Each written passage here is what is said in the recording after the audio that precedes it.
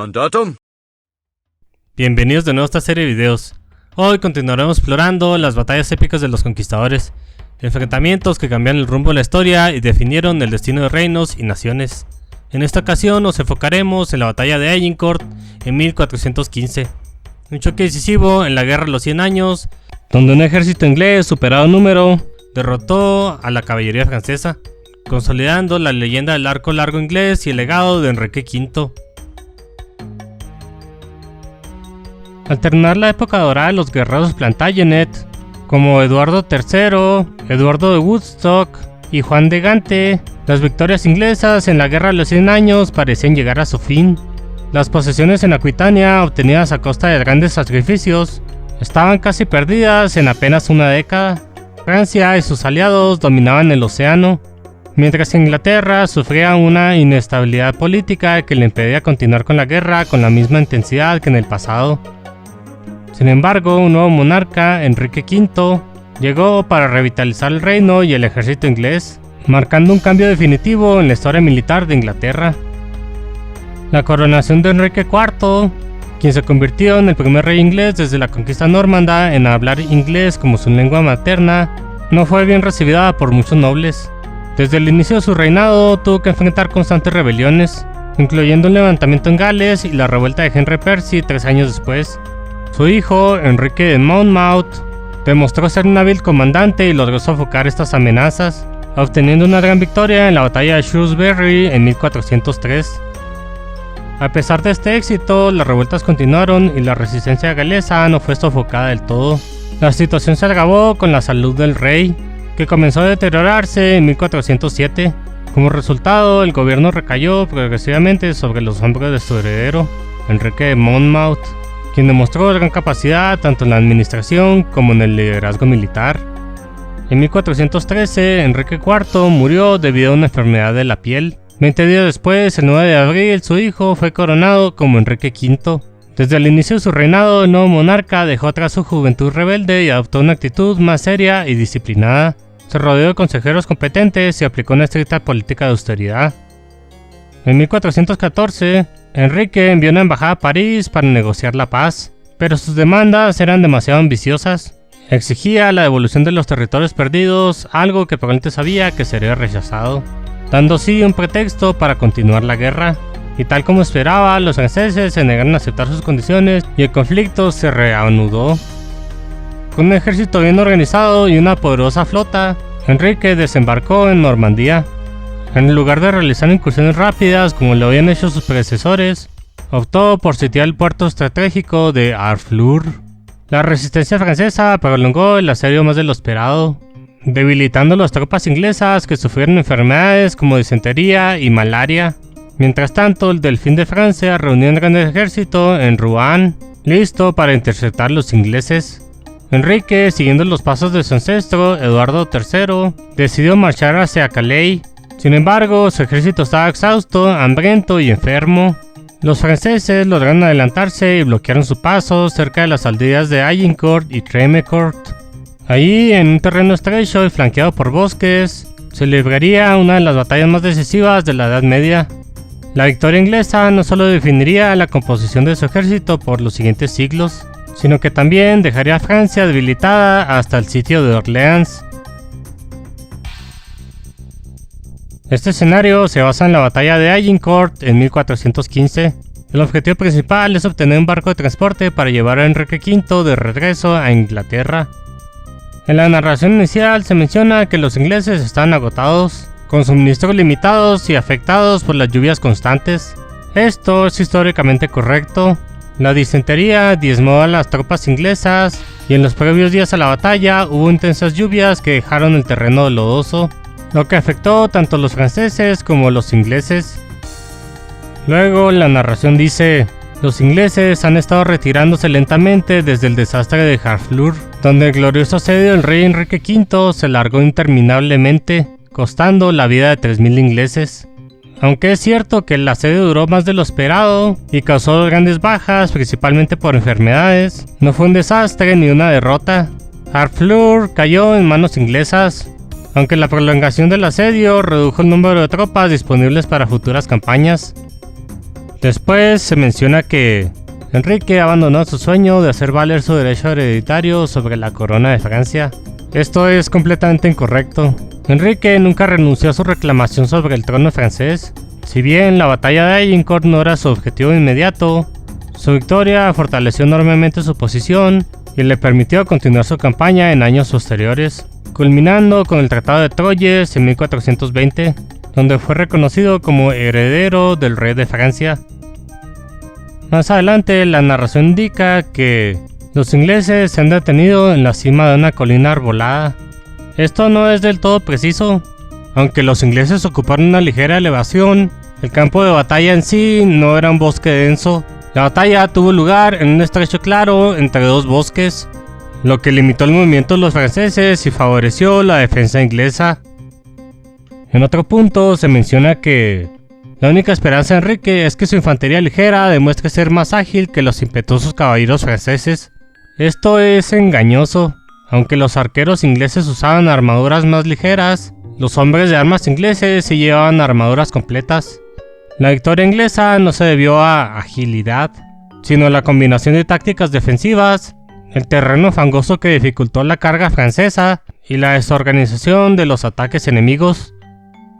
La batalla tuvo lugar en un campo estrecho entre las aldeas de Agincourt y Tremecourt, flanqueado por bosques. Los franceses, que superaban ampliamente el número de los ingleses, se organizaron en 3 líneas de combate. En la vanguardia colocaron a su caballería en los flancos y a los hombres de armas en el centro, mientras que la mayoría de sus arqueros quedaron en la tercera línea.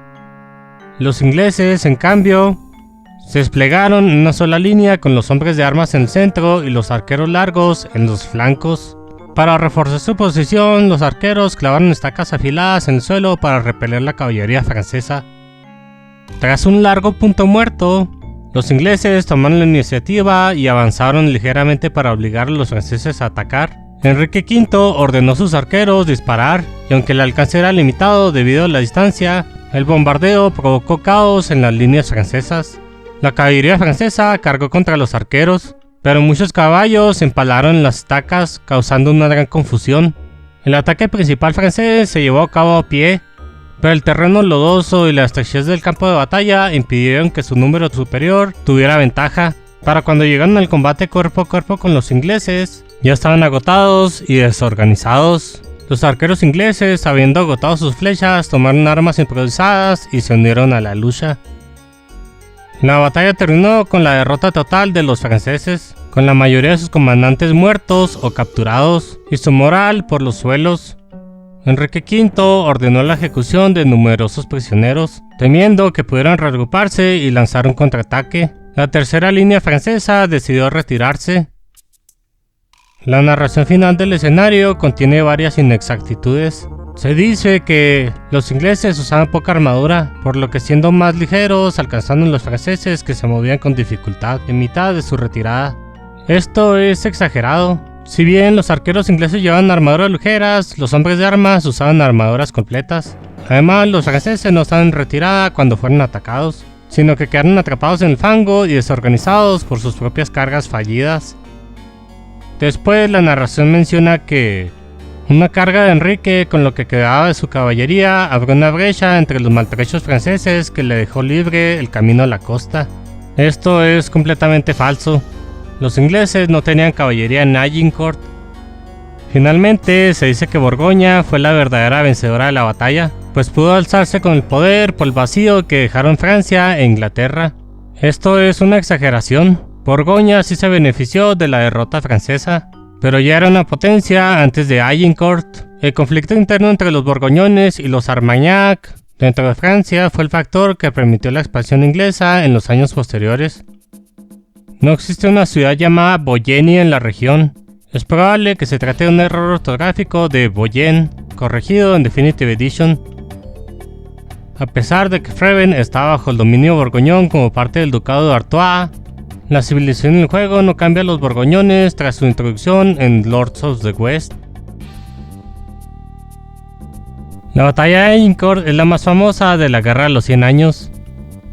Aunque la victoria de Enrique V fue un punto crucial en la guerra, su legado fue eclipsado una década después por una joven de 17 años en el sitio de Orleans. Juana de Arco revitalizó el ejército francés y marcó el comienzo de la recuperación de Francia, un evento al que ya le dedicamos un video en el segundo episodio de esta serie.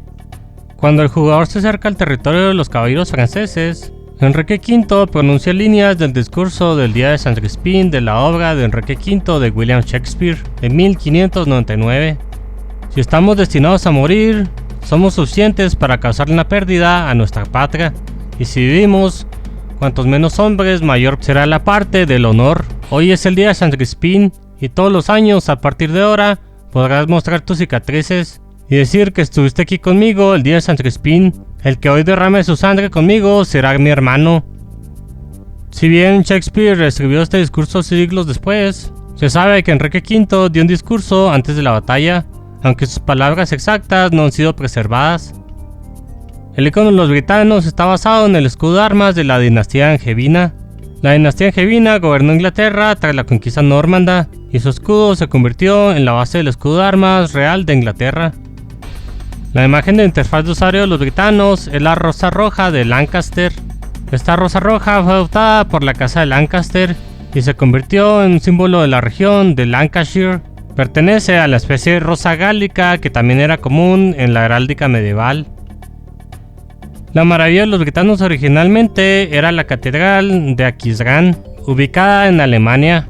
Para reflejar mejor la identidad inglesa fue reemplazada por la catedral de Chichester, construida en 1075, que combina arquitectura normanda y gótica. El arquero de tiro largo es la unidad única de los ingleses. Esta unidad es un arquero con un arco largo aproximadamente del tamaño de la unidad. Aunque los ingleses ya usaban arcos largos antes de Agincourt, por ejemplo en la batalla de Falkirk contra los escoceses en 1298, su fama se consolidó con las victorias inglesas en la Guerra de los 100 años. El arco largo era tan valorado que en 1541 se prohibieron otros deportes en Inglaterra excepto el tiro con arco, y solo se podía participar en otros deportes si se sabía disparar con arco.